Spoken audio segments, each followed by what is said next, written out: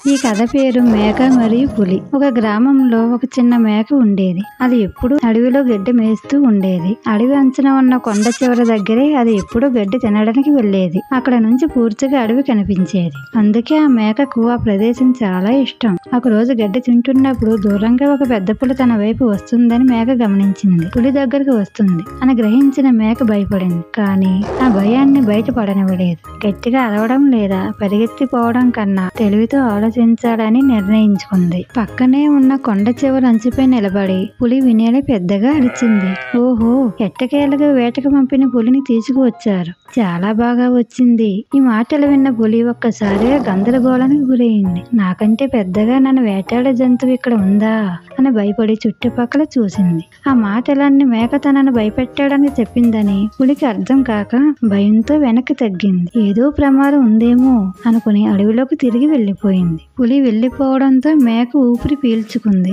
తన ప్రాణాన్ని బలంతో కాకుండా తెలివితో కాపాడుకుందని గర్వపడింది. ఆ రోజు తర్వాత నుండి మేక ఎల్లప్పుడూ జాగ్రత్తగా ఉండేది. ఇంకా కష్ట సమయంలో కూడా భయపడకుండా తెలివిగా ఆలోచించడం ఎంత ముఖ్యమో తెలుసుకుంది. ఈ కథలోని నీతి: బలం కాదు తెలివి, అదే నిజమైన శక్తి.